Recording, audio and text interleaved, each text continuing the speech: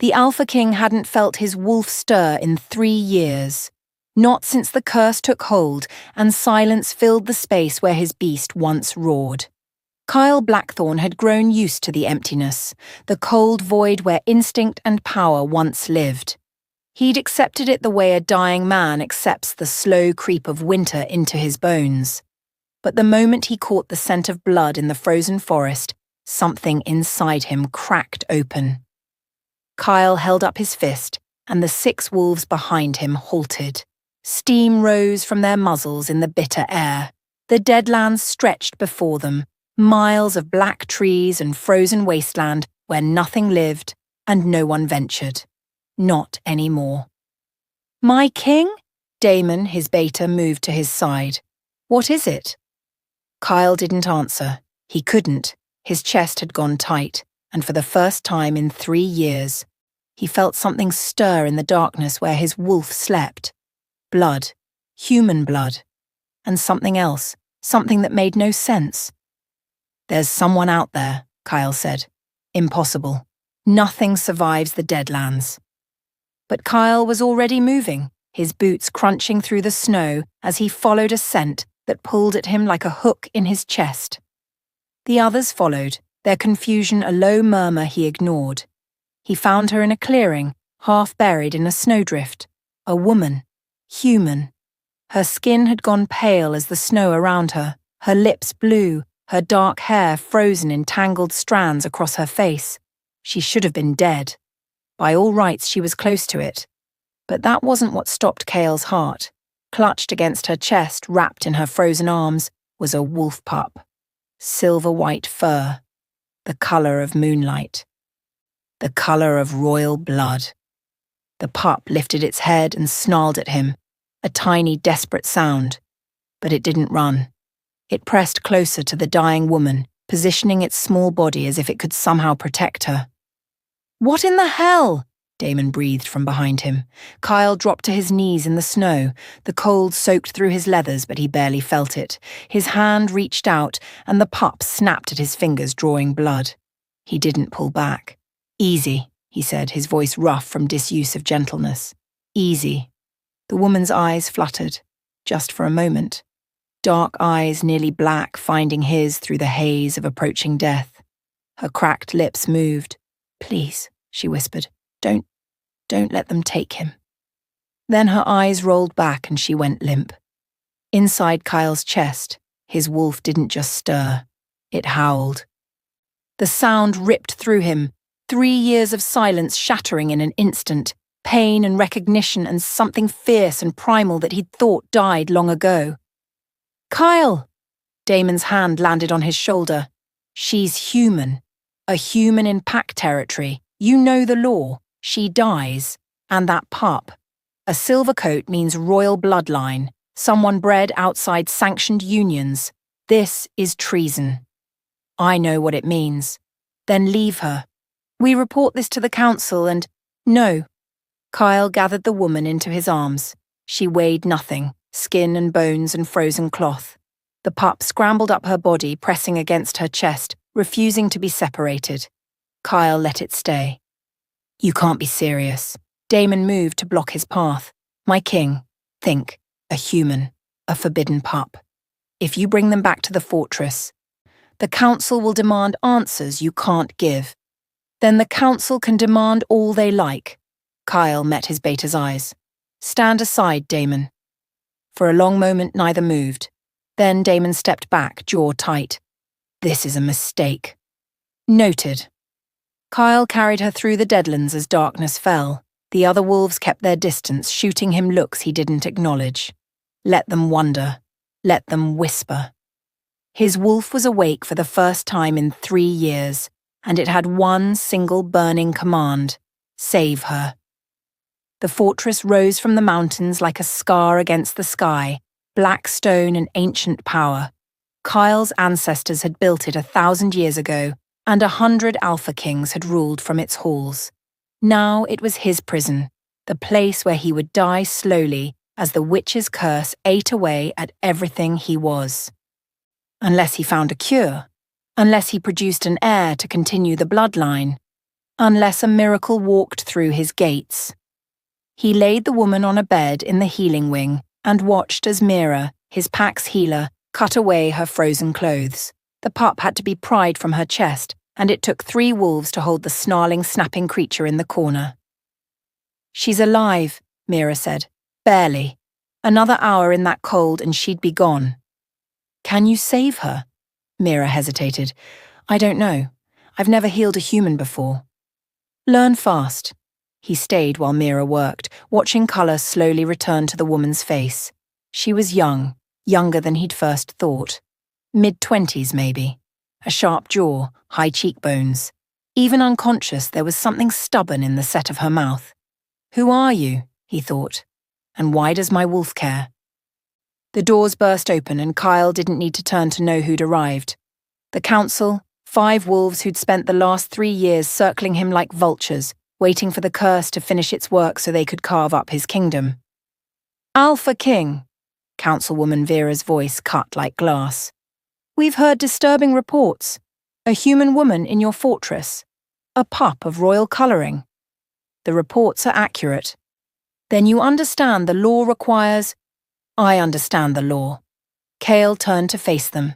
5 old wolves, their eyes sharp with calculation. "I also understand that I am the law in this kingdom." Councilman Thorne stepped forward. "The law exists to protect our bloodlines. A silver pup born outside sanctioned unions is treason. The mother, whoever she was, is already a traitor. And any human who conspired with her, she's not the mother. Then what is she? I don't know yet." Kyle moved to stand between the council and the bed where the woman lay. "Which is why she stays alive until I get answers. You cannot seriously—" "I invoke King's right." The words fell like stones into still water. The council froze. King's right. The ancient privilege that allowed an Alpha King to claim any person, any prisoner, any criminal as his own, beyond law, beyond punishment, beyond question. It hadn't been invoked in 2 centuries. Vera's eyes narrowed. "You would waste King's right on a human?" "I would use King's right as I see fit." Kyle held her gaze. "Unless you'd like to challenge me for the throne." Silence. Vera's wolf might be powerful, but not powerful enough to defeat an Alpha King, even a cursed one. "Not yet." "As you wish." She dipped her head, the gesture mocking. "But know this, my king, the curse weakens you more each day. Soon even your crown won't protect your pets." The council swept out, their robes trailing like shadows. Kyle released a breath he hadn't known he was holding. His hands were shaking. The curse had taken so much of his strength. Every confrontation cost him now, drained him in ways it never had before. "My king." Mira's voice was strange, quiet. "You should see this." He turned. Mira had removed the last of the woman's clothing, replacing it with a simple shift. And now that she lay exposed in the warm firelight, Kyle could finally see what the snow and darkness had hidden. Scars. Everywhere. Claw marks raked across her ribs, bite wounds on her shoulders, her arms, and along her wrists. Up her forearms, the distinctive pattern of silver burns, raised and white against her skin. Kyle's wolf snarled inside him. "Someone's been torturing her," Mira said, her voice hollow. "These scars are old, years old. Someone's been hurting this woman for a very long time." She looked up at Kyle. "This human didn't stumble on that pup by accident, my king. She's been protecting it, fighting for it, suffering for it." Kyle stared down at the woman, this fragile, damaged human who'd somehow survived the Deadlands with nothing but her own body and her desperate grip on a wolf pup that wasn't hers to keep. What had she endured? Who had hurt her? And why? Why had she nearly died to protect a child that should have meant nothing to her? As if hearing his thoughts, the pup broke free from the wolves restraining it. It leaped onto the bed. Curling against the woman's side with a soft, desperate whine, she stirred, just barely. Her scarred hand moved, fingers finding the pup's fur. "Safe," she mumbled, the word barely a breath. You're safe. And Cale felt something in his chest shift, something that had nothing to do with his wolf and everything to do with the curse of being a man who'd forgotten how to feel. This woman had answers. She had secrets. She was trouble he couldn't afford and a complication he didn't need. But as he watched her broken body curl protectively around a pup she'd nearly died for, Kyle knew one thing with absolute certainty.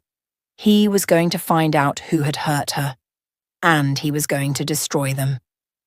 Wanting to see what would happen next, subscribe to this channel to get to listen to more of our upcoming exciting stories. Click on the subscribe button now. Thank you. Chapter 2. She came awake like a wild thing, all claws and teeth and desperate animal terror. Ilara didn't know where she was, didn't know how she'd gotten here. All she knew was warmth against her side, soft fur beneath her fingers, and the overwhelming instinct that had kept her alive for 2 years. Protect him. She lunged upright, her body screaming in protest, and grabbed the pup against her chest. The room spun, stone walls, firelight, the smell of herbs and smoke, not the snow, not the forest, not safe. Easy, a woman's voice, calm and careful. You're in the healing wing, you're safe here. Safe. The word meant nothing anymore. Ilara's eyes darted around the room, cataloguing threats. One woman in healer's robes, 2 guards by the door, wolves, she could smell it on them. A window too high to reach, 1 exit, blocked, trapped. The pup, she rasped, her voice destroyed from cold and screaming and days without water. Where? He's right there, in your arms, no one's touched him. Ilara looked down. Asher's silver fur was warm against her skin, his small body trembling. He was awake, his blue eyes fixed on her face with that desperate, trusting look that broke her heart every single time. It's okay, she whispered to him. I've got you. I've got you. The healer took a step forward. You need to rest. Your body. Stay back. I'm only trying to help. I said stay back. Ilara's voice cracked, but she meant it. She pressed herself against the headboard. Asher clutched to her chest, her scarred arms wrapped around him like armor. The healer stopped. Something shifted in her expression. Not anger. Not frustration. Something that looked almost like pity. Ilara hated pity. I'll fetch the king, the healer said quietly. He'll want to know you're awake. King. The word sent ice through Ilara's veins. She waited until the healer left, then threw back the covers. Her legs shook when she tried to stand. 2 days in the snow had cost her more than she'd realized. But she'd walked on broken bones before. She'd run on torn muscles and crawled through mud and kept going when her body begged her to stop. She could do this. We have to go, she told Asher. We have to. The door opened, and the man who walked through it stopped her cold. He was tall, taller than Damon had been, broader. Black hair fell to his shoulders, and his eyes were the color of winter storms. Power radiated from him like heat from a fire. The kind of presence that made the air feel heavy. Alpha, king, predator. But it wasn't his power that made Ilara's breath catch. It was the way he looked at her. Not with hunger, not with cruelty, not with the calculating coldness she'd come to expect from wolves. He looked at her like she was a puzzle he couldn't solve, like she mattered. She'd forgotten what that felt like. Sit down, he said, before you fall down. I'm fine. You nearly died in my forest. You're not fine. Ilara's legs chose that moment to buckle. She caught herself on the bedpost, pride stinging worse than her frozen muscles. The king didn't move to help her, didn't mock her. He just waited. She hated that too. Slowly, carefully, she lowered herself back onto the bed. Asher whimpered against her chest, and she stroked his fur with trembling fingers. The pup, the king said. Where did you get him? He's mine. Wolves don't belong to humans. He's mine. Something flickered in those storm-grey eyes. He's royal bloodline. Silver colouring doesn't happen by accident. Someone of my family sired that pup, and I want to know who. Ilara said nothing. The king moved closer. Not threatening, not quite, but the room felt smaller with every step he took. You were found in the Deadlands, a human, alone, in territory where nothing survives. You should be dead 10 times over. Still, she said nothing. Your body is covered in scars, claw marks, silver burns. Someone's been hunting you for a long time. He stopped at the foot of the bed, his gaze pinning her in place. Who are you? Ilara met his eyes. No one. Try again. I'm no one. I'm nothing. I'm just... Her voice cracked. And she hated the weakness of it. I'm just trying to keep him safe. Safe from what? From wolves like you. The words hung in the air between them. The king's jaw tightened, but he didn't react the way she'd expected. He didn't snarl, didn't threaten, didn't backhand her across the face for her insolence. Damon's father would have. Damon's father had done worse to her, for less. My name is Kael Blackthorn, the king said quietly. I am Alpha of the Northern Territories, king of the 7 Packs, and I have killed more enemies than I can count. But I have never... He paused, something shifting behind his eyes. I have never hurt a child, wolf or otherwise. Ilara wanted to believe him. God, she wanted to believe him so badly her chest ached with it. But she'd believed Damon's promises too.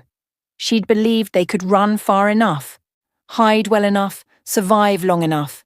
And look where that had gotten her. Please, she whispered.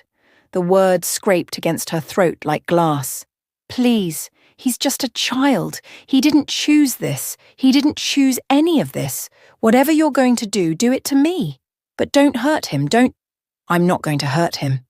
Everyone says that. Everyone says... Her voice broke completely and hot tears spilled down her cheeks before she could stop them. 2 years of running, 2 years of fear and pain and watching everyone she loved die. 2 years, and she couldn't even keep her composure in front of an enemy king. Asher squirmed in her arms, whimpering. He could feel her distress, he always could. She forced herself to breathe, to calm her racing heart. For him. Everything was for him. Kael watched her for a long moment. Then he pulled a chair to her bedside and sat down. The gesture was so unexpected, so strangely human, that Ilara just stared at him.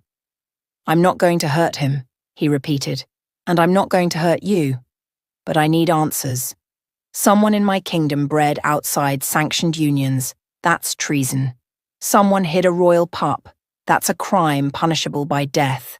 And someone has been hunting you through human territories, hiring human mercenaries to do their dirty work.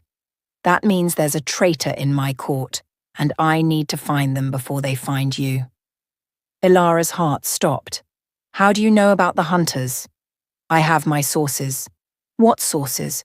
Who told you? My turn for questions. Kael leaned forward, elbows on his knees. The hunters were paid by someone inside my kingdom. Someone wanted that pup dead badly enough to break our oldest laws and work with humans. Someone powerful. Someone with access to significant resources. His eyes held hers. Who is his father? The question hit her like a physical blow. Damon's face flashed through her mind, his laughing eyes, his gentle hands, the way he'd looked at her like she'd hung the moon and stars. And then the other memory, the one that woke her screaming in the night. Damon's body on the ground, the light leaving his eyes, his last words a desperate command. Run.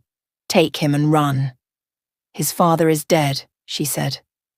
Kael went very still. Who was he? It doesn't matter. It matters more than you know. Why? The word came out harsh, bitter. So you can punish him? Punish his memory? He's gone. They killed him. They killed him right in front of me. And I couldn't... She choked on the words, on the grief that never seemed to fade. I couldn't save him. Something changed in Kael's face. The hard edges softened just slightly, just enough to make him look almost human. The pup's name, he said. What do you call him? Asher. And your name? She hesitated. Her name was a weapon that could be used against her. It was a trail that could be followed, a weakness that could be exploited. but she was so tired of running, of hiding, of being no one and nothing. "Ilara," she finally said. "My name is Ilara." She slept after that, a heavy, dreamless sleep that her body demanded and her mind couldn't fight. When she woke, the light had changed and the fire had burned low. Asher was still pressed against her side, his small chest rising and falling with steady breaths. And Kyle was gone. Ilara lay in the darkness, listening to the sounds of the fortress. Footsteps in distant corridors, the howl of wind against stone, the low murmur of voices she couldn't quite hear.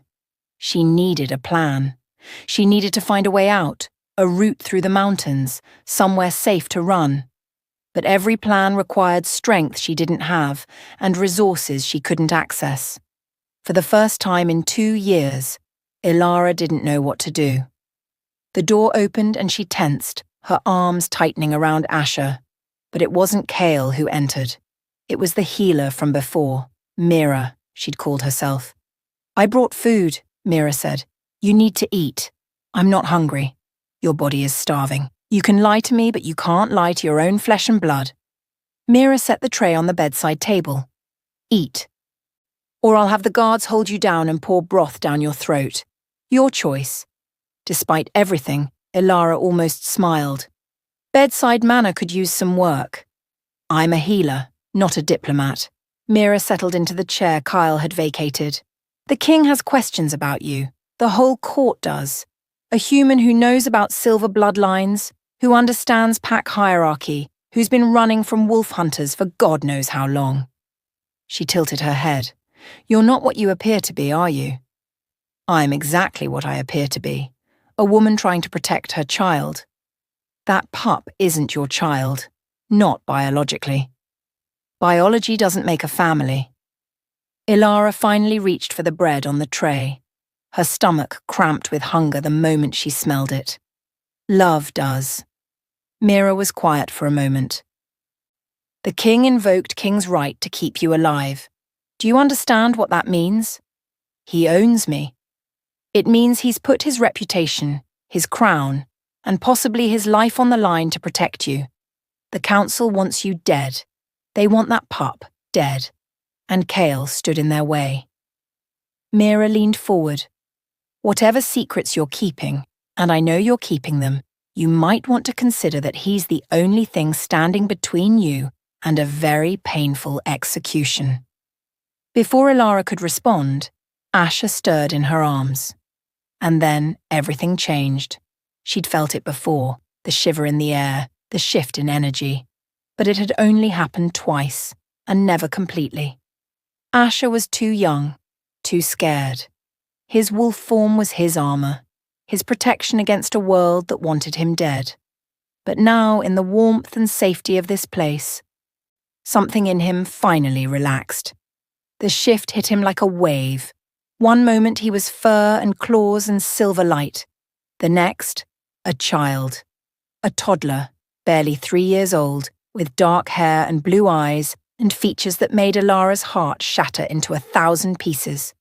Because she saw Damon in every line of his face, in the shape of his jaw, the curve of his brow, the stubborn set of his mouth.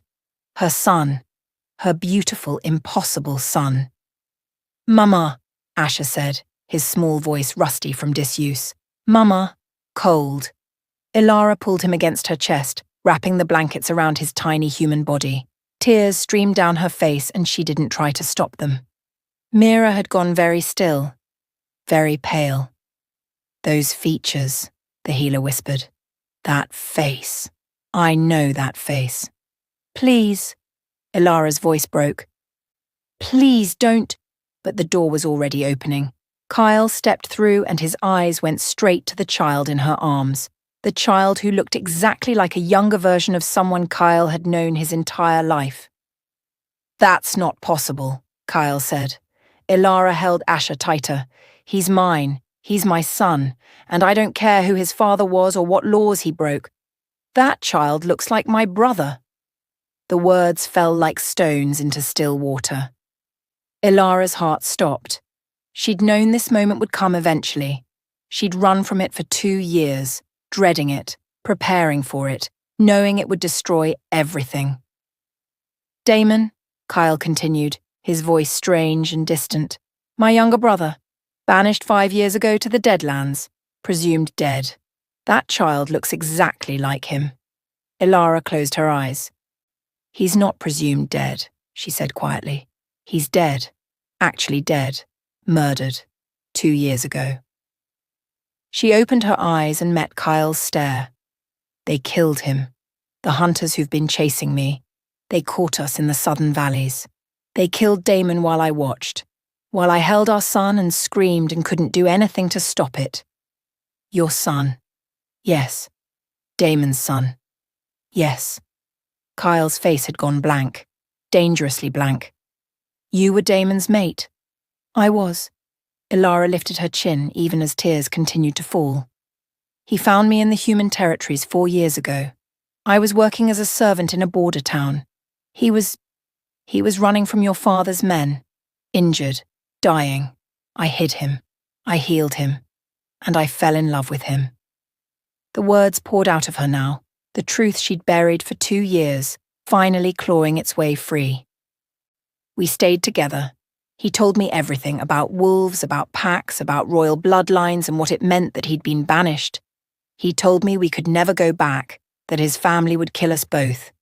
But he didn't care. He loved me. Her voice cracked. He loved me. And he loved Asher. And when the hunters found us, he fought them off, long enough for me to run.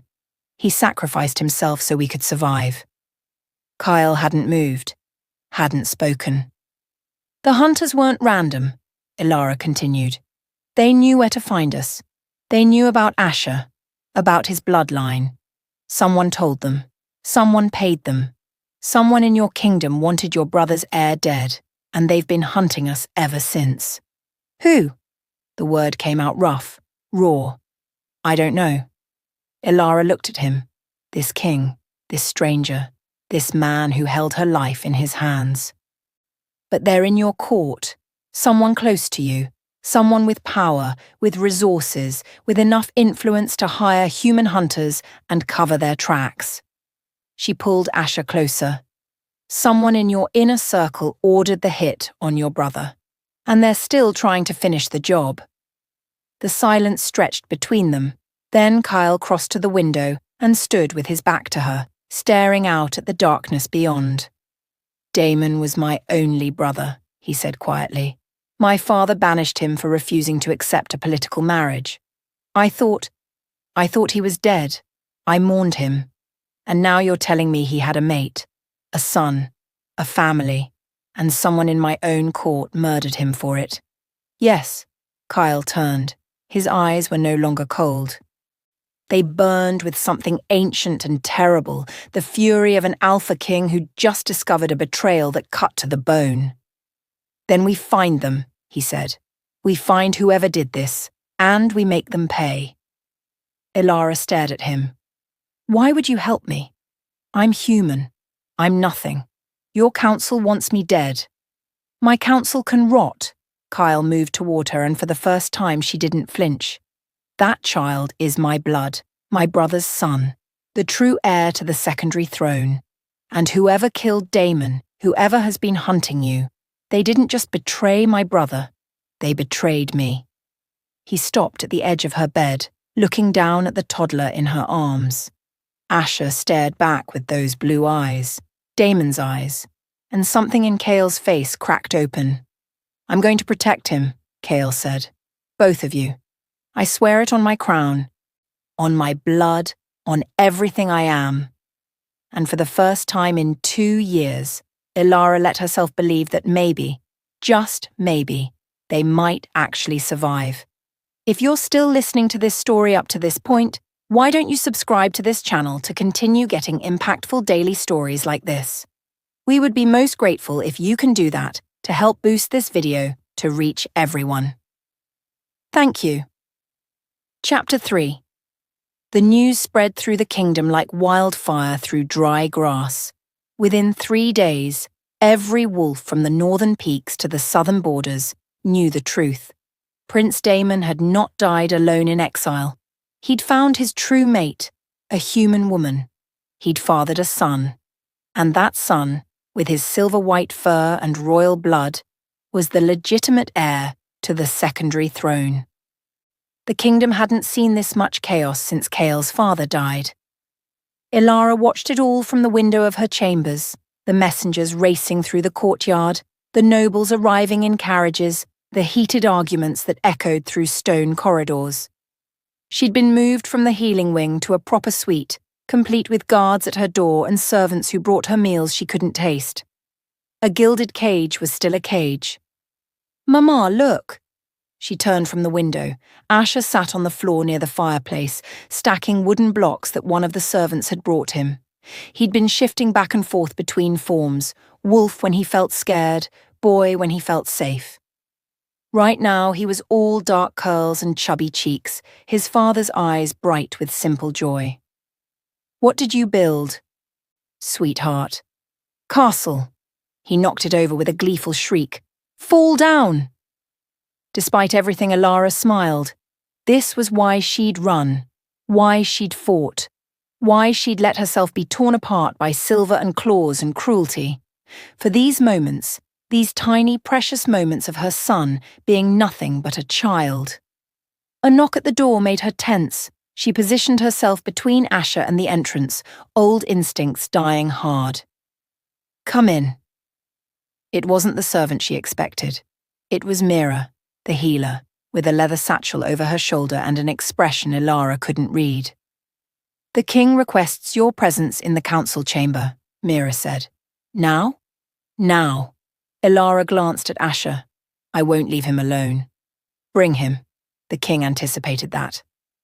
20 minutes later, Ilara walked into the council chamber with Asher on her hip, his small fist clutching her shirt like a lifeline. The room was massive, vaulted ceilings, ancient tapestries, a long table surrounded by wolves who looked at her like she was something stuck to the bottom of their boots. Kyle sat at the head of the table. He looked worse than he had 3 days ago, paler, thinner, shadows carved beneath his eyes.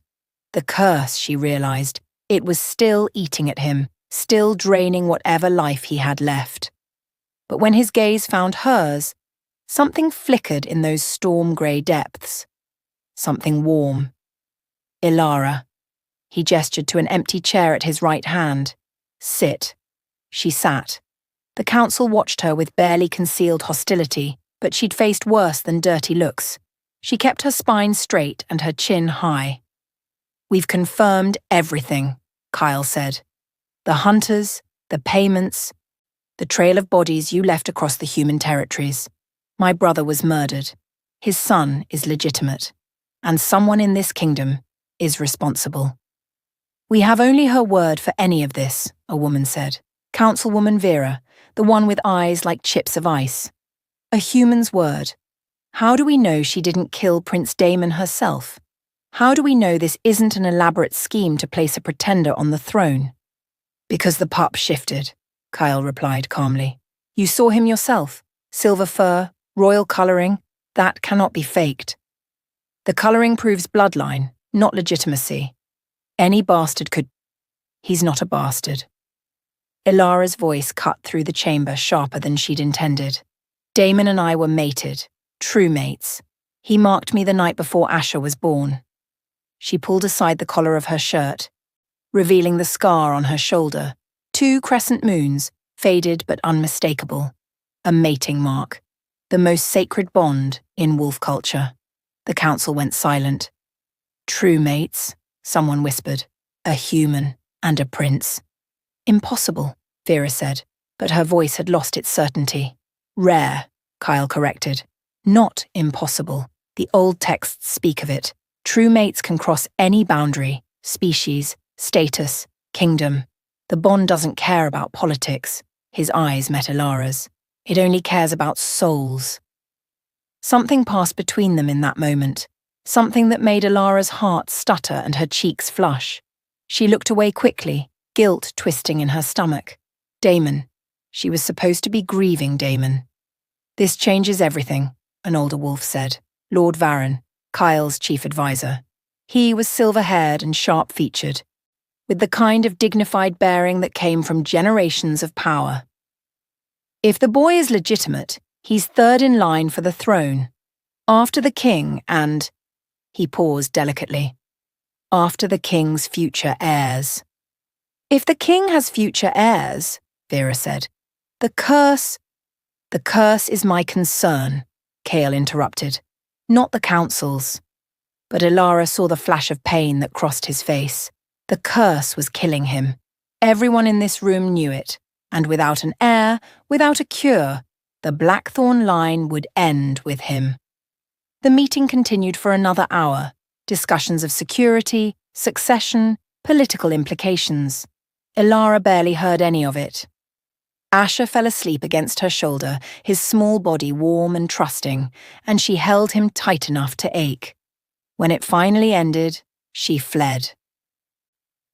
The gardens were empty in the evening light. Ilara walked between rows of winter roses, Asher dozing in her arms, her mind spinning with everything she'd learned. Legitimate heir, third in line, political implications. She'd never wanted this for him. She'd wanted a quiet life, a safe life, a life where he could grow up without the weight of crowns and kingdoms. But the moment Damon had marked her, the moment Asher had been born with that silver fur, that choice had been taken from her. "You're thinking about running?" She spun around. Kyle stood at the edge of the garden, watching her with those unreadable eyes. "I'm thinking about a lot of things.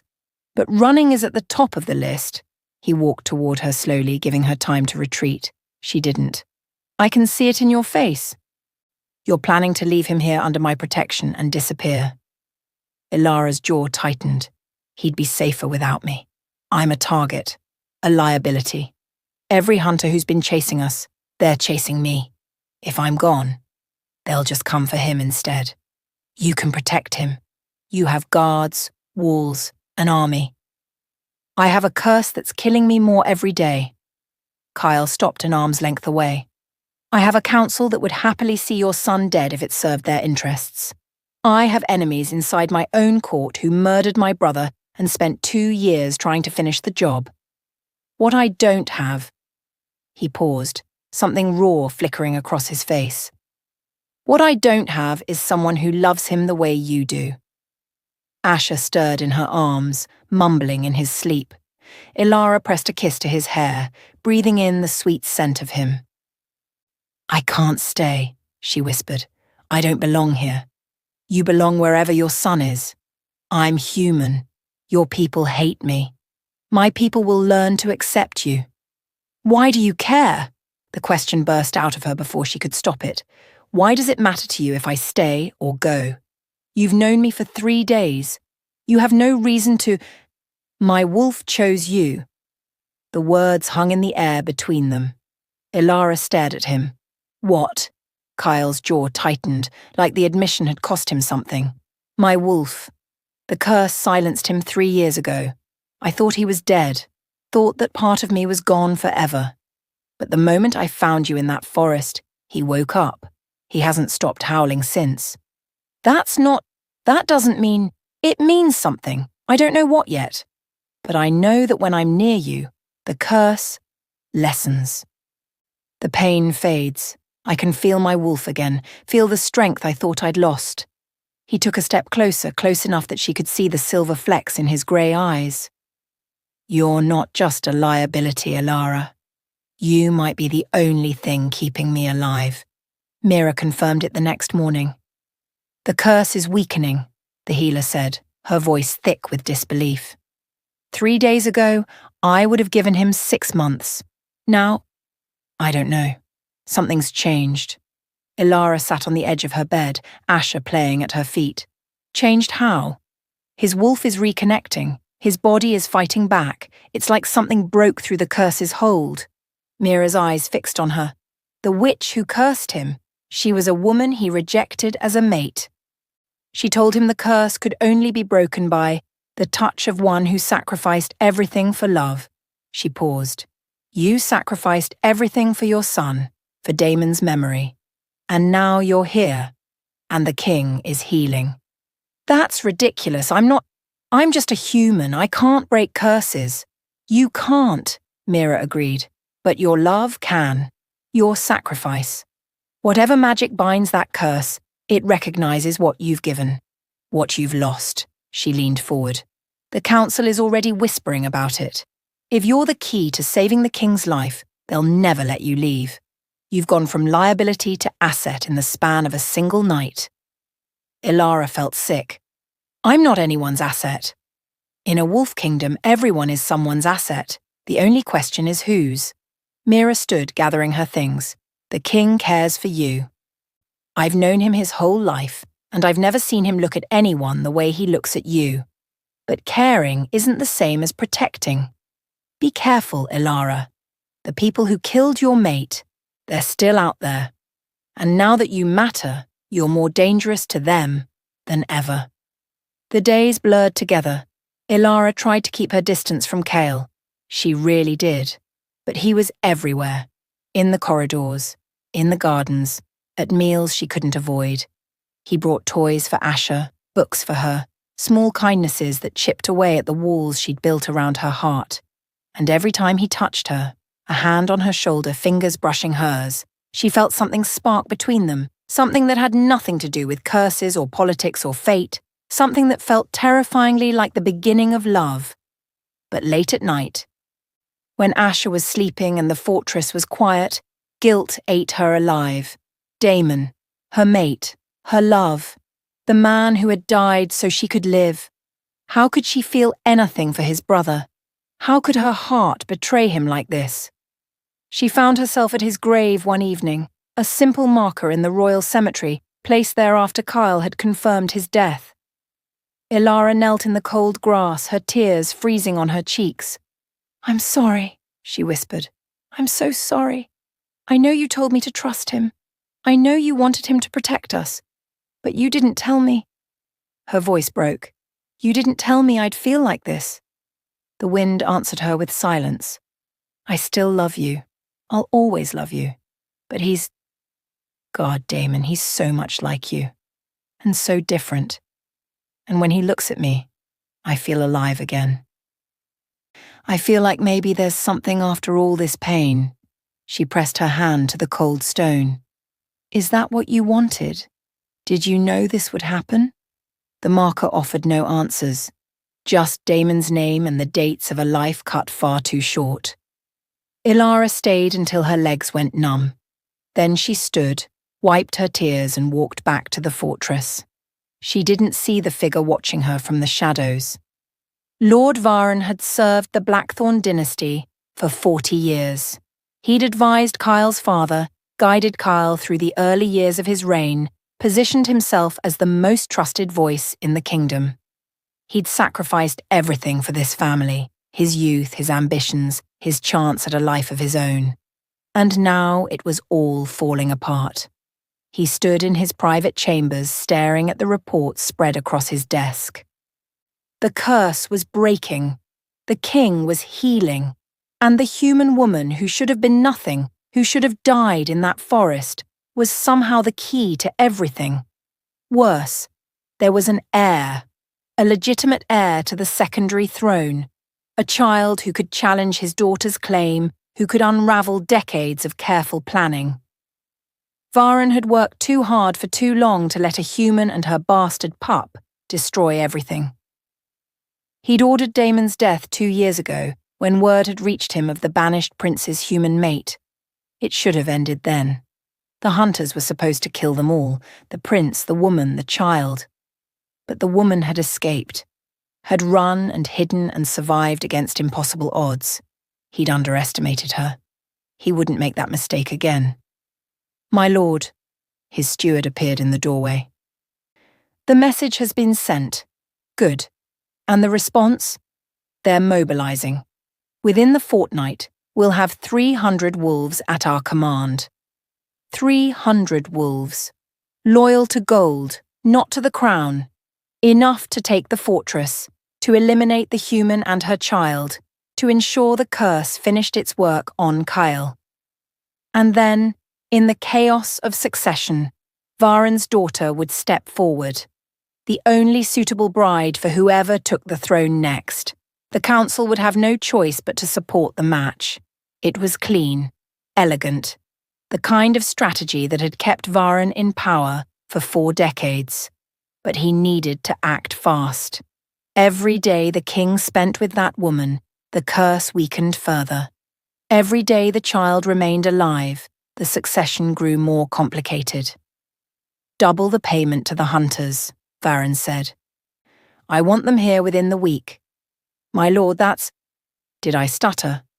The steward bowed. "No, my lord, it will be done." Alone again, Varan looked out his window at the fortress below. Somewhere in those walls, a human woman slept beside a child who should never have been born.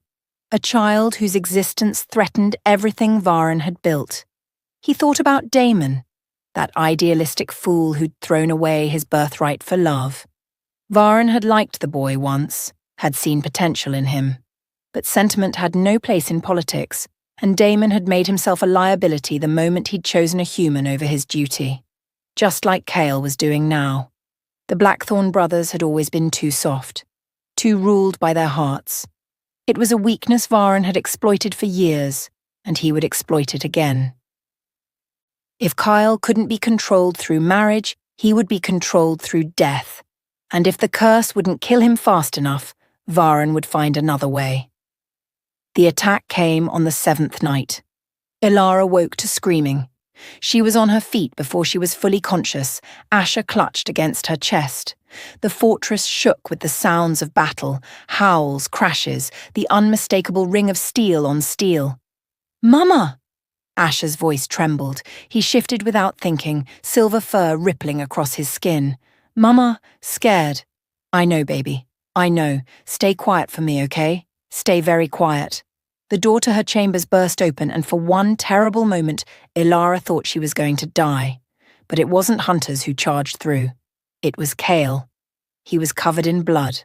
Some of it his, most of it not. His eyes blazed with wolfish gold, his human form barely containing the beast inside. "We have to go," he said. "Now." "What's happening?" "Varan." The name came out like a curse. "He's been the traitor all along. He ordered Damon's death. He's been hunting you for 2 years, and now he's brought an army to finish what he started." Ilara's blood ran cold. Varan, the silver-haired advisor with the dignified bearing. The man who'd sat across from her at the council table, who'd spoken so reasonably about succession and politics. The man who'd murdered the love of her life. "Where do we go?" she asked, her voice steady despite the terror clawing at her throat. Kyle grabbed her hand. "I know a way out, but we have to move fast." They ran, through corridors filled with smoke and screaming, past wolves locked in combat, past bodies that Ilara didn't let herself look at. Asher whimpered against her chest, his small claws digging into her skin, but she didn't slow down. Kyle led them through a hidden passage behind the great hall, down a staircase that seemed to descend forever. The sounds of battle faded above them, replaced by the drip of water and the echo of their footsteps. "The old escape route," Kyle said.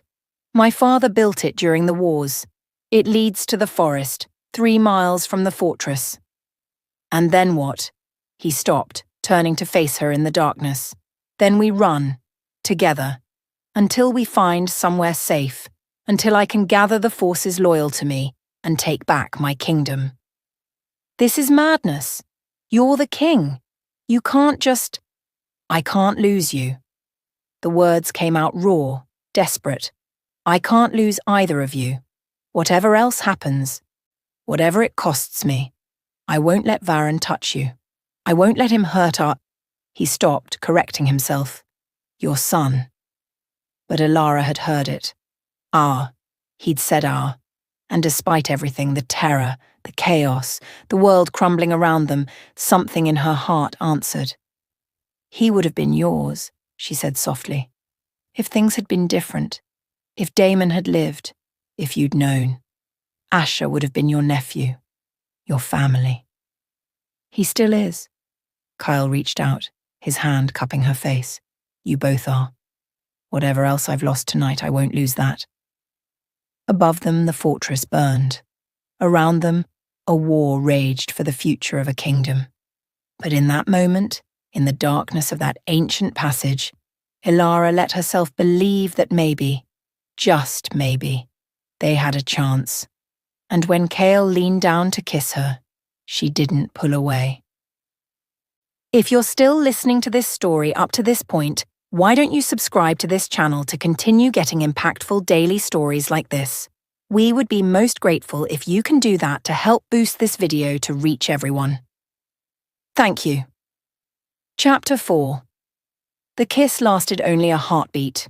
One moment of warmth, of connection, of something that felt like hope, and then the world above them exploded. Stone dust rained down from the ceiling. The passage shook with the force of whatever had just hit the fortress. Ilara pulled back from Kyle, her heart hammering, Asher whimpering against her chest. "They've breached the Great Hall," Kyle said, his eyes flickering gold. "We need to move." They ran. The passage twisted and turned, ancient stone giving way to rough-hewn rock. The air grew colder, damper, until Ilara could see her breath misting in the darkness. Asher had shifted back to his wolf form, his small body easier to carry this way, his silver fur bright against her torn dress. When they finally emerged, it was into chaos. The winter moon ceremony had been in full swing when the attack began. Hundreds of wolves gathered in the great courtyard for the most sacred night of the year. Now that courtyard was a battlefield.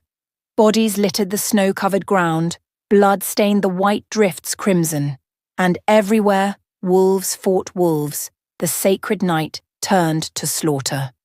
"Stay behind me," Kyle commanded, but before he could take a step, a voice rang out across the courtyard. "There he is!" Varen. The old advisor stood on the steps of the Great Hall, surrounded by soldiers in black. Mercenaries, Ilara realized. Hired killers with no pack loyalty, no sacred bonds, just gold and the promise of power. "The cursed king and his human whore," Varen called out, his voice carrying over the sounds of battle. "Kill them both. The child too. End the Blackthorn line tonight." 20 wolves broke from the fighting and charged toward them. Kyle met them like a force of nature. He shifted mid-stride, his human form exploding into something massive and dark. His wolf was enormous, bigger than any Ilara had ever seen, with fur the color of midnight and eyes that burned like molten gold. He tore through the first wave of attackers like they were nothing, jaws snapping, claws rending. But there were too many. For every wolf he brought down, 2 more took its place. Varen had planned this well. Overwhelming numbers, coordinated attacks, soldiers who fought without honor or mercy. Ilara backed away, Asher clutched against her chest. She needed to find cover, needed to get her son somewhere safe. But the courtyard was a maze of violence, and every direction she turned, there was blood. "Mama," Asher whimpered. "Mama, scared. I know, baby. Hold on to me. Just hold on." She spotted a gap in the fighting, a narrow space between 2 burning buildings. If she could reach it, she could circle back to the passage, could find somewhere to hide until the battle was over. She ran. She almost made it. The wolf came from nowhere, a massive grey beast with scars across its muzzle and murder in its eyes. One of Varen's mercenaries, teeth bared, lunging straight for Asher. Ilara didn't think, didn't hesitate, didn't consider the consequences. She turned her body, putting herself between the wolf and her son. The impact hit her like a freight train. Jaws clamped down on her shoulder, tearing through flesh and muscle. Pain exploded through her body, white-hot, blinding, worse than anything she'd ever experienced. She heard herself scream, heard Asher's terrified howl, heard something else beneath it all. A roar. Not a howl. Not a snarl. A roar, ancient and terrible, shaking the very stones of the courtyard. The wolf on top of her was ripped away, its body sailing through the air to crash against the fortress wall with a sickening crunch. Ilara collapsed into the snow, blood pouring from her shoulder, her vision swimming. Through the haze of pain, she saw Kyle, but not the Kyle she knew. Something had changed. Something had broken open inside him. And what emerged wasn't the controlled alpha the pack had known for years. His wolf had grown, impossibly terrifyingly larger. Power radiated from him in visible waves, making the air shimmer like heat off summer stones. His eyes weren't just gold anymore. They were fire, pure ancient fire. The curse breaking, Ilara thought dimly. This is what it unlocked. Kyle moved through Varen's forces like death itself. He didn't fight them, he destroyed them. Wolves twice his size fell before him like wheat before a scythe.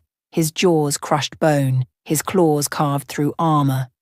And all the while that terrible roar echoed off the mountains, freezing attackers in their tracks with primal terror. This was the power that had been dormant in the Blackthorn line for generations. This was what the curse had suppressed. Not just Kyle's wolf, but something far older. Something that remembered when wolves ruled as gods. Varen's army broke. Mercenaries fled into the night, abandoning their paymasters, their gold, their promises of power. Even wolves loyal to Varen turned and ran, unable to face the monster their king had become. In minutes, it was over. Varen stood alone on the steps of the great hall, surrounded by the bodies of his fallen soldiers. His face had gone pale, his composure shattered. This isn't possible, he stammered. The curse, you were supposed to be dying. Kyle shifted back to human form, naked, covered in blood, his eyes still burning with that ancient fire. The curse is broken, he said, his voice echoing with power that wasn't entirely human. And you are dead. He crossed the courtyard in 3 strides. Varen tried to run, tried to shift, tried to flee the judgment he'd spent 40 years avoiding. He didn't make it. Kyle's hand closed around his throat, lifting him off the ground like he weighed nothing. You killed my brother, Kyle said. You hunted his mate. You tried to murder his son. For what? Power? A throne you could never sit? Varen clawed at Kale's arm, gasping for air. I did it. For the kingdom. The bloodline. Humans have no place. The bloodline? Kyle's grip tightened. My brother's son carries that bloodline. The woman you've been trying to kill protected it when no one else would. And you are nothing but a traitor and a murderer. The council will never accept a human queen. Then the council can join you in hell. Kyle's hand twisted. The crack of Varen's neck echoed across the courtyard. When he let go, the body crumpled to the stones like a puppet with its strings cut. 40 years of scheming, of manipulation, of carefully constructed power ended in a single moment. But Kyle didn't stop to appreciate his victory. He was already turning, already running, already racing toward the small figure lying motionless in the blood-stained snow. Ilara! She was dying. Kyle knew it the moment he dropped to his knees beside her. The wound on her shoulder was catastrophic, arteries torn, bone visible, blood pumping out with every weakening heartbeat. No human could survive this. Even wolves struggled to heal from injuries this severe. Ilara. He gathered her into his arms, pressing his hand against the wound, trying to slow the bleeding. Ilara, stay with me. Look at me. Her eyes fluttered open, dark eyes glazed with pain, but still finding his. Asher, she whispered. Is he? He's safe. He's right here. The silver pup was pressed against his mother's side, whimpering, his small body shaking. He hadn't been touched. She'd taken the entire attack, every claw and fang to keep him safe, just like she'd done for 2 years, just like she'd always done. Good, Ilara breathed. Good. Tell him I love him. Tell him. You're going to tell him yourself. Kale. Her hand found his, her fingers ice cold. We both know I'm not... Don't. The word came out broken. Don't you dare give up. Not after everything, not after... It's okay. She tried to smile, but it came out more like a grimace. It's okay. He has you now. You'll protect him. You'll love him. That's all. That's all I ever wanted. Her eyes started to close. No. Kyle shook her. Desperate. No, Ilara, stay awake. There's a way. There's a way to save you. What way? I can turn you. The words hung in the air between them. Ilara's eyes opened again, confusion cutting through the pain. Turn me? Make you wolf. My bite carries the ability to transform humans. It's an ancient power, reserved for kings. If I bite you now, while you still have enough life left, there's a chance. A chance? Kyle's jaw tightened. The survival rate is less than 30%, and if you survive, you'll be bonded to me. Forever. It's forbidden. The most sacred law we have. No human has been turned in 3 centuries. Then why? Because I can't lose you. His voice cracked, all pretense of control shattering. Because my wolf chose you. Because I've spent 3 years dying slowly, and the only time I've felt alive was when I was with you. Because... He pressed his forehead to hers. Because I love you, Ilara. And I know you're still grieving Damon. And I know this is too fast. And I know I have no right to ask you to bind yourself to me. But I can't watch you die. I can't. Tears slipped down Ilara's cheeks, mixing with the blood on her face. Kale. I won't do it without your consent. I won't make this choice for you. But if there's any part of you that wants to live, any part that wants to stay with your son, with me. Mama, the small voice cut through everything. Asher had shifted. He crouched beside his mother in his human form, tiny, naked, shivering in the cold. His dark hair was matted with blood that wasn't his, and his blue eyes were streaming with tears. Mama, he said again. The word he'd spoken only a handful of times in his short life, the word he'd saved for moments when nothing else would do. He looked at Kyle, his uncle, his protector, the man his father had trusted above all others, and spoke the most complete sentence he'd ever managed. Please, Asher whispered, make her like us. Kyle's heart shattered. He looked at Ilara. She was fading fast, her skin grey, her breathing shallow, the light dimming in her eyes. If he was going to do this, it had to be now. In seconds, it would be too late. Ilara, he said, his voice rough, tell me, yes or no. I need to hear you say it. She looked at her son. At this child she'd sacrificed everything for, fought for, nearly died for 100 times over. At the life she wasn't ready to leave behind. Then she looked at Kyle. At this man who'd defied his counsel, broken sacred law, stood against tradition and expectation. All for her. All for a human woman he barely knew. Yes, she breathed. Yes. Kyle didn't hesitate. He bent his head to her throat, to the unmarked side where Damon's mating bite had never touched. His canines extended, longer and sharper than they'd ever been. The ancient power that had awakened in him tonight surged forward, eager to claim her, to save her, to bind her to him for eternity. He bit down. Ilara screamed. The transformation was immediate and violent. Her body arched off the ground, muscles seizing, bones shifting. The bite wound on her shoulder began to close, flesh knitting together at impossible speed. Her heart, which had been slowing toward death, suddenly thundered in her chest. Once, twice, 3 times faster than human. Kyle held her through it, held her while she screamed, while she convulsed, while her body fought to accept the wolf he was forcing into her blood. He whispered to her, words of comfort, of love, of desperate pleading. Stay with me. Fight. Don't give up. Stay with me, Ilara. Please. The courtyard had gone silent. Every wolf who remained, loyal soldiers, council members, servants, nobles, watched as their king broke the most sacred law their people had. Some saw romance. A king who loved so fiercely, he would defy 3 centuries of tradition to save the woman who'd captured his heart. The kind of love that existed in old stories, in legends, in the tales wolves told their children about the bonds that transcended everything. Others saw treason, a weak king who'd allowed a human to corrupt him, who'd placed his personal desires above the good of the kingdom, who'd broken laws that existed for the protection of their entire species.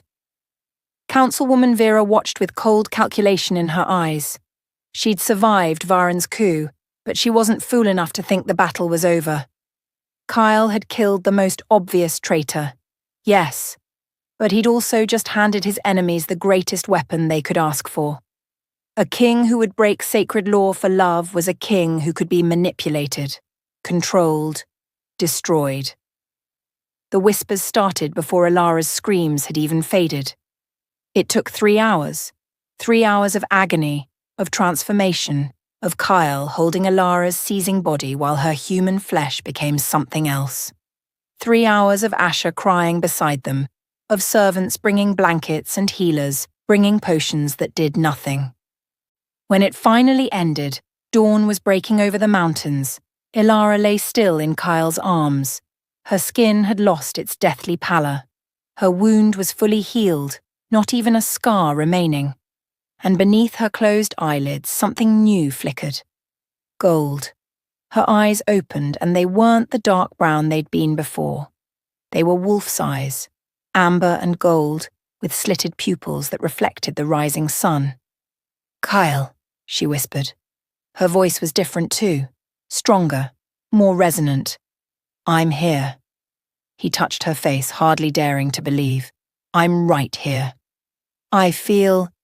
She looked down at her hands, flexing her fingers. "I feel everything. The snow, the wind. I can hear heartbeats, dozens of them, all around us."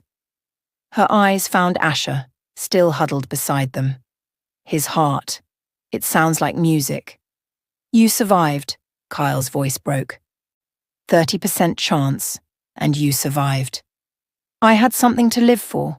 She sat up slowly, testing her new body. Everything felt different, stronger, sharper, more alive. The cold didn't bite anymore.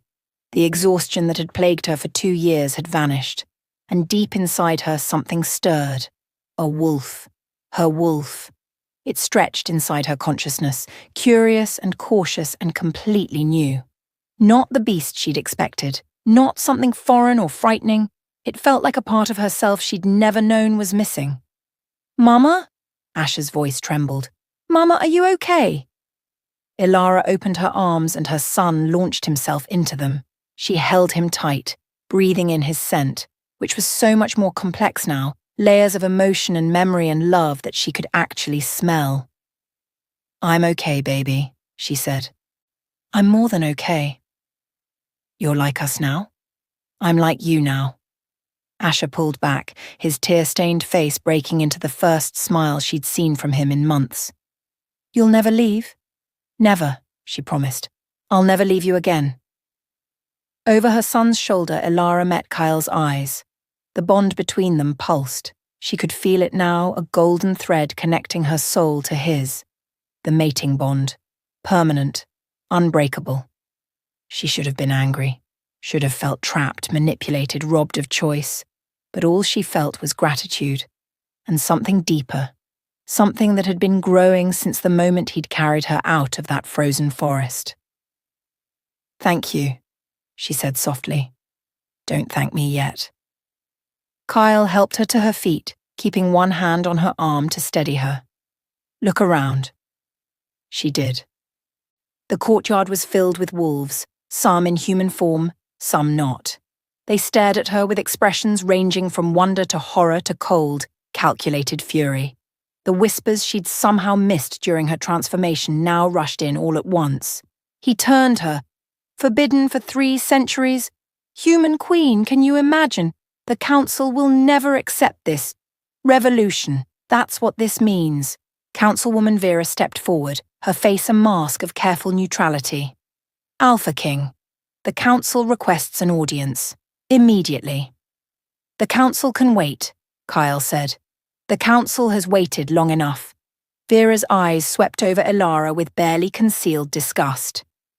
"You've killed your chief advisor, revealed a hidden heir, broken the most sacred law of our people, and turned a human in full view of the entire court.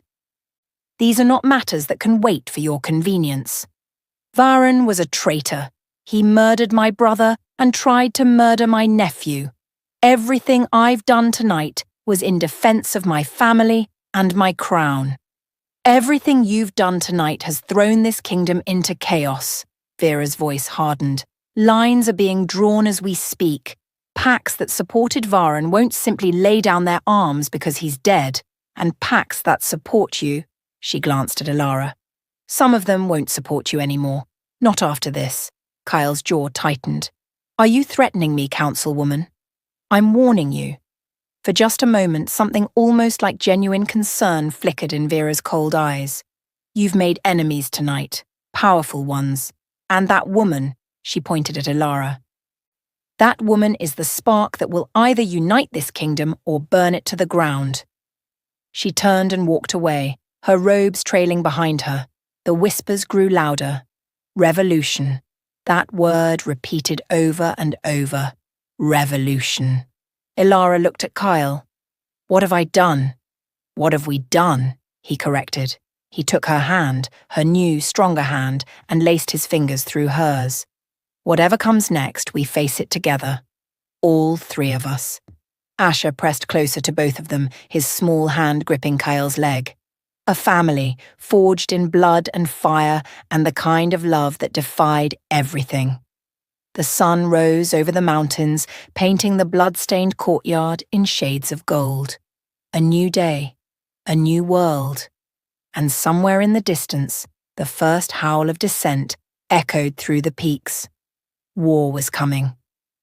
Ilara could feel it in her new wolf's bones, could smell it on the wind, could hear it in the racing heartbeats of the wolves who watched her with fear and hatred in their eyes. But she'd survived 2 years of running. She'd survived torture and loss and the impossible odds of a human protecting a wolf pup in a world that wanted them both dead. She could survive this too. She had to. If you're still listening to this story up to this point, why don't you subscribe to this channel to continue getting impactful daily stories like this? We would be most grateful if you can do that to help boost this video to reach everyone. Thank you. Chapter 5. The transformation should have taken hours. It took 3 days. Ilara burned. Not with fever, something deeper, more fundamental. The wolf Kyle had given her wasn't simply taking hold. It was remaking her from the inside out, reshaping bone and blood and soul into something new. She screamed until her voice gave out. She thrashed until they had to restrain her to keep her from hurting herself. She begged for death in moments of lucidity, and in moments of delirium, she called out for Damon, for Asher, for a mother who died when she was 7 years old. Through all of it, Kyle never left her side. He held her hand through the worst of the convulsions. He fed his own energy into the bond between them, a steady stream of strength that the healers said was the only thing keeping her alive. He whispered to her when she couldn't hear and prayed to a moon goddess he'd stopped believing in years ago. Stay with me, he said over and over. Stay with me, Ilara. Don't you dare leave. Not now. Not after everything.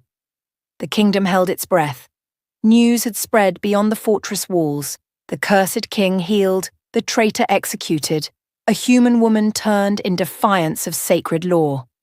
Messengers rode through the night, carrying word to every pack in the territory. Some brought pledges of loyalty. Others brought silence that spoke louder than any threat. Asher refused to leave the healing chamber. He sat beside his mother's bed in his wolf form, small and silver and utterly devoted. When Mira tried to take him away to rest, he snarled with a ferocity that belied his age. So they let him stay, this tiny prince, keeping vigil over the woman who'd sacrificed everything for him. On the 3rd night, the convulsions stopped. Ilara went still, so still that for one terrible moment, Kyle thought she'd died. He pressed his hand to her chest, feeling for a heartbeat, and found nothing. No. The word tore out of him. No, no, no. And then her heart exploded back to life. Not a human heartbeat, not even a normal wolf's heartbeat. Something stronger, steadier, thrumming with power that made the air in the chamber crackle. Her eyes opened. They weren't amber like his. They weren't gold like most wolves. They were silver, pure molten silver, reflecting the moonlight that streamed through the window like they'd been forged from it. "Kyle," she breathed. Her voice was different now, layered with harmonics that made his wolf sit up and take notice. "I'm here." He grabbed her hand, relief making him dizzy. "I'm right here. You made it. You survived." Ilara sat up slowly, looking down at her body. The wounds were gone. The scars, all those terrible scars she'd carried for years, had faded to nothing. Her skin was luminous, almost glowing in the darkness. She struggled for words. "I feel like I've been sleeping my whole life and just woke up." "Mama?" Asher's small voice drew her attention. He'd shifted back to human form, his blue eyes wide with wonder and hope. "Come here, baby." He launched himself onto the bed, burrowing into her arms. Ilara held him close, breathing in his scent, so much more complex now, layers of love and trust and pack that she could actually taste. "You're different," Asher said. "You smell like moonlight." "Moonlight has a smell?" "Everything has a smell, but yours is—" He pulled back, his little nose wrinkling.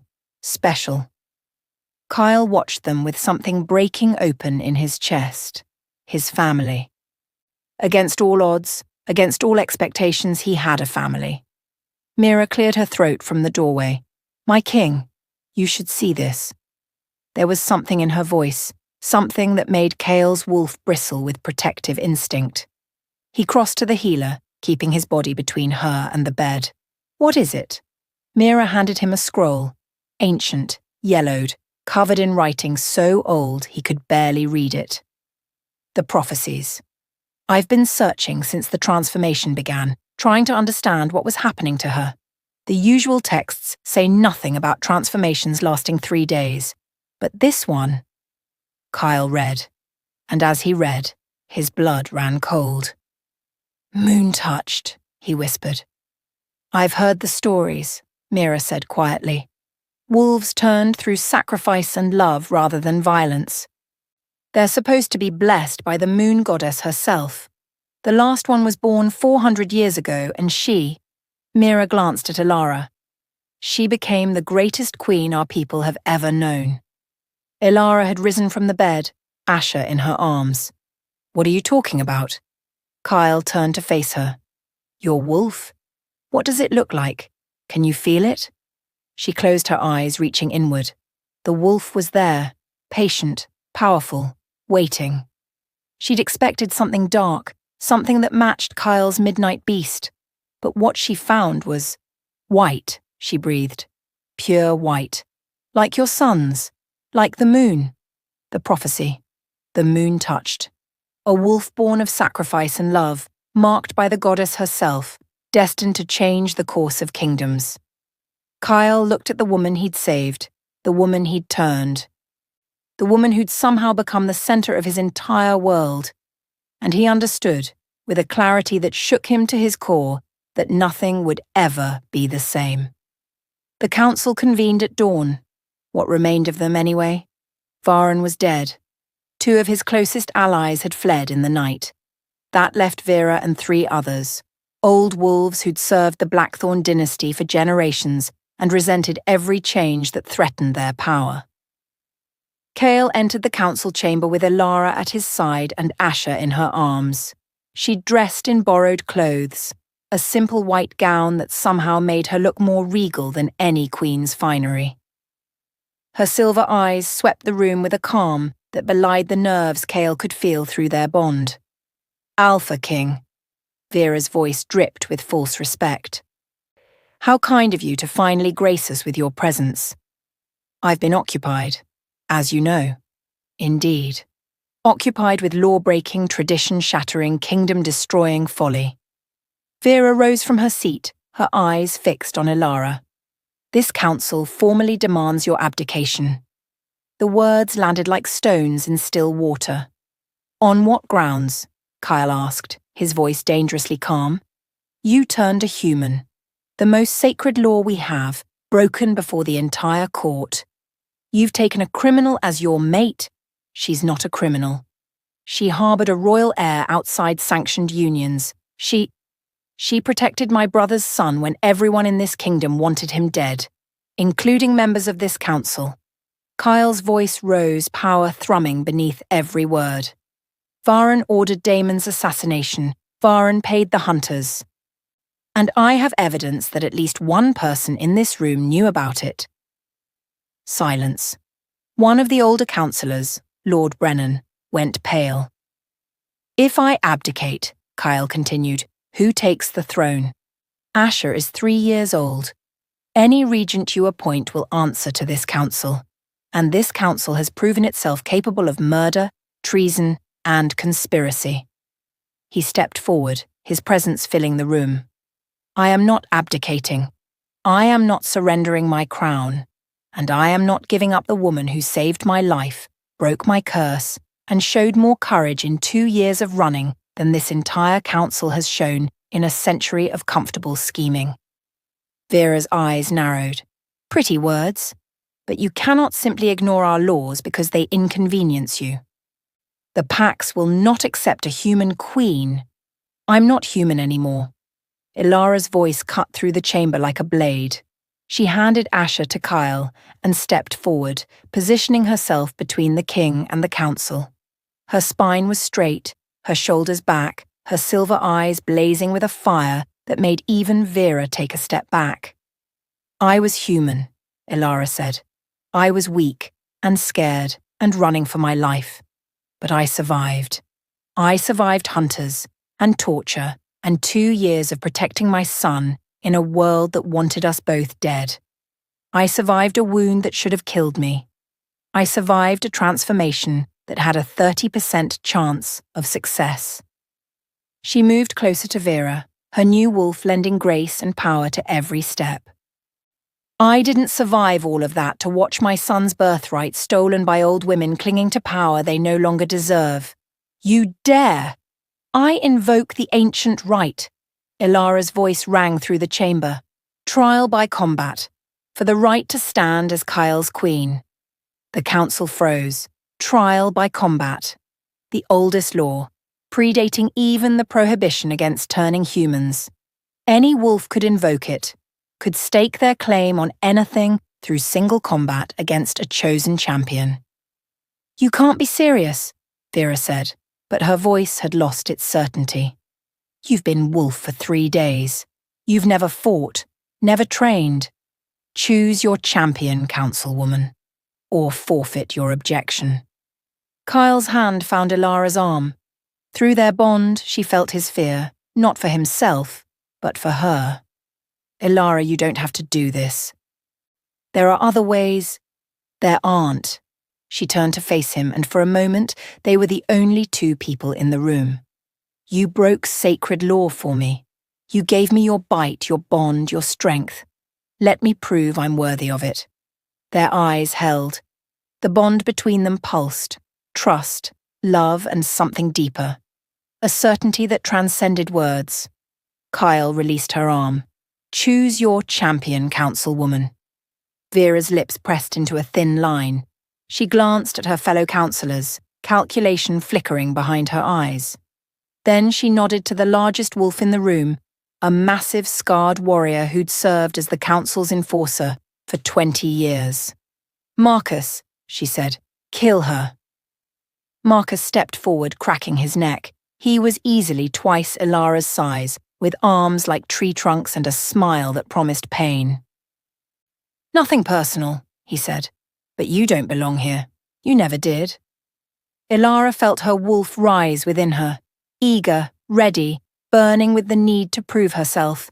She let it come, let it flow through her like moonlight through glass. Neither do you, she said. Not anymore. She shifted. The transformation was seamless. One moment woman, the next wolf. But the wolf that emerged wasn't what anyone expected. She was smaller than Marcus, yes, but her white fur seemed to glow with inner light, and her silver eyes held an intelligence that was almost unnerving. Marcus shifted too, a hulking grey beast with scars crisscrossing his muzzle. He lunged without warning, aiming to end it quickly. Ilara wasn't there.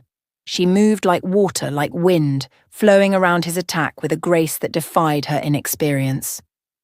Damon's training, all those nights he'd taught her to defend herself, to read an opponent's movements, to survive, flooded back, and layered on top of it new instincts, sharper than anything she'd ever known. Marcus snarled and attacked again. Again she evaded, this time raking her claws across his flank.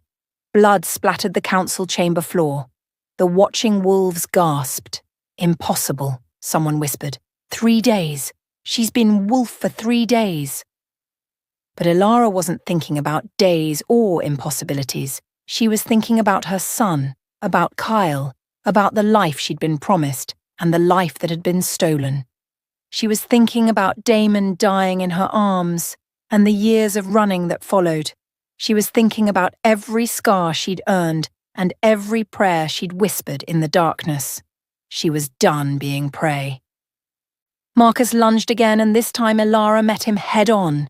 They crashed together in a tangle of fur and fangs, rolling across the floor.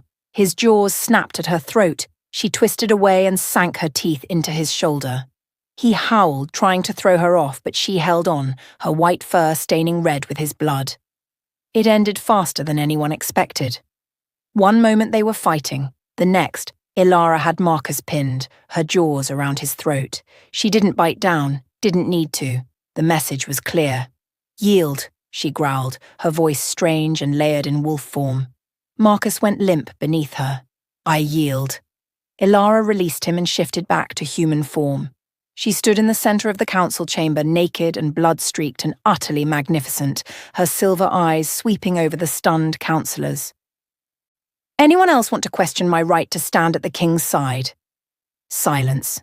Kyle crossed to her, stripping off his cloak and wrapping it around her shoulders. Through their bond, she felt his awe, his pride, his overwhelming love. "That was the most incredible thing I've ever seen," he murmured. "I had a good teacher." She thought of Damon, of the nights he'd spent training her, preparing her for a future he somehow knew was coming. "Better than I realized," Kyle turned to face the council. "This woman has invoked trial by combat and won. By the ancient laws that predate any of you, she has earned the right to stand as queen. Does anyone dispute this?" No one spoke. Then witness. Kyle took Elara's hands in his, facing her in front of the assembly. "Before the moon goddess and these witnesses, I claim you as my mate. My equal, my queen.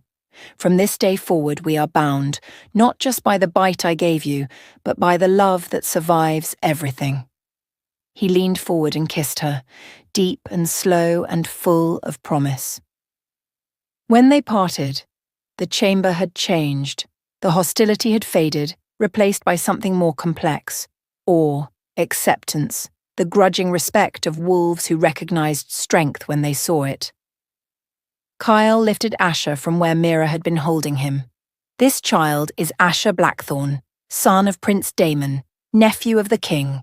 He is hereby recognized as Prince of the Blood, heir to the secondary throne and member of the royal family. Anyone who threatens him, threatens me." Asher looked around at the watching wolves with solemn eyes far too old for his face. Then he reached out and took both Elara's and Kale's hands, linking them together. "Family," he said simply. "Family." Such a small word for something so vast. The executions happened at sunset. Kyle was merciful where he could be. Exile for those who'd followed Varen unknowingly. Swift deaths for those who'd actively conspired in Damon's murder. By nightfall, the council had been reformed, its power diminished, its membership purged of corruption. Vera remained. She'd had no direct hand in the conspiracy, and her political instincts made her useful. But she understood, with perfect clarity, that the world had changed. The old ways were dying, and Elara, the impossible moon-touched queen, was part of the new. Elara found herself in Damon's old chambers as the moon rose. She hadn't planned to come here. Her feet had simply carried her, following some instinct she didn't fully understand. The rooms had been sealed since his banishment, 5 years of dust and silence and memory. She walked through them slowly, touching his things. A sword he'd trained with as a boy, books he'd loved, a painting of the family he'd been torn from, and there, hidden in a drawer she almost missed, a letter. Her name was written on the outside, in Damon's familiar hand. Ilara's heart stopped. With shaking fingers she opened it. "My love, if you're reading this, you survived. You found my brother. And you've probably fallen in love with him, because I always knew you two were destined. I know that sounds strange. How could I know? But I've seen it, Ilara. The moon goddess blessed me with visions before I died, glimpses of the future that made sense of everything. I was never meant to grow old with you. I was meant to find you, love you, give you Asher. And then I was meant to let you go. Don't feel guilty, please. What you feel for Kale isn't a betrayal of what we had. It's a continuation of it. I loved you enough to want you to live, to love again, to find a happiness that goes beyond what I could give you. I was the bridge. I brought you to him. Everything I was, everything we shared, it was always leading to this moment. Take care of each other. Take care of our son. And know that I loved you enough to let you go, loved you enough to send you to him, loved you enough to trust that you'd find your way. I'll be watching. I'll be proud. Forever yours." Damon Ilara's legs gave out. She sank to the floor, the letter clutched to her chest, and wept. For Damon, for the love they'd had, for the sacrifice he'd made without ever telling her. For the future he'd seen and sent her toward, trusting that she'd find her way home. "Ilara?" Kyle stood in the doorway, his face creased with concern. He knew. Her voice broke. Damon knew. He saw us, you and me, before he died.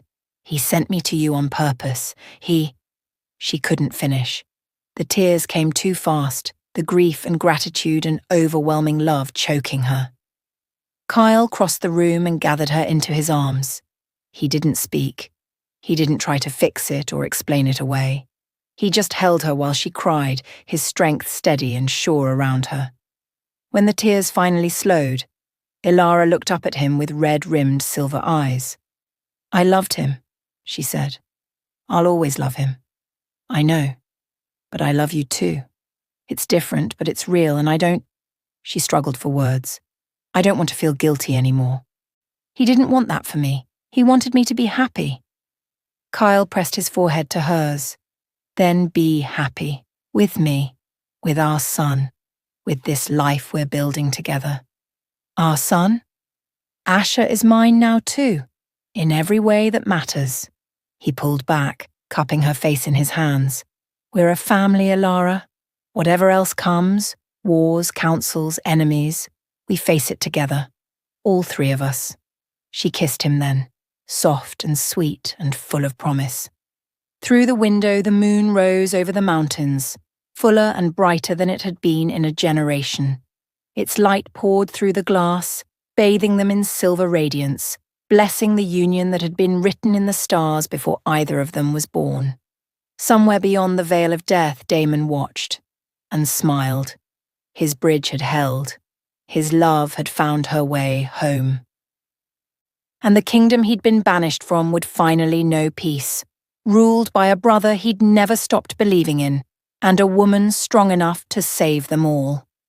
Epilogue 6 months later, the howl rose from the fortress at midnight, a sound of pure joy that echoed off the mountains and carried across the kingdom. In the royal chambers, Ilara held her newborn daughter against her chest. The baby was perfect, dark hair like her father's, eyes that would probably turn silver like her mother's, and a cry strong enough to wake every wolf in the fortress. "She's beautiful," Kyle whispered, his voice rough with emotion. "She's loud," Asher corrected from his perch at the foot of the bed. But he was grinning, his whole face lit with wonder at his new sister. "What will you name her?" Mira asked, cleaning her hands after the delivery. Ilara looked at Kyle. They'd discussed it for months, debating options, never quite settling on anything that felt right. Until now. "Luna," Ilara said softly. for the moon that brought us together, and for the goddess who blessed us." Kyle pressed a kiss to her forehead, then to his daughters. "Luna Blackthorn, Princess of the Northern Territories, heir to a family that loves her," Ilara finished. "That's all she needs to be heir to." Outside, the moon shone brighter than it ever had before, a beacon of hope for a kingdom reborn, a blessing on the family that had fought through fire and blood to find each other. And in the warmth of that light, surrounded by everyone she loved, Ilara finally knew peace. She was home. Thank you for watching this video. Subscribe, like and share this video to continue listening to this type of story daily, and also to appreciate this community too. I would like to hear your wonderful opinion about this story. Please comment below.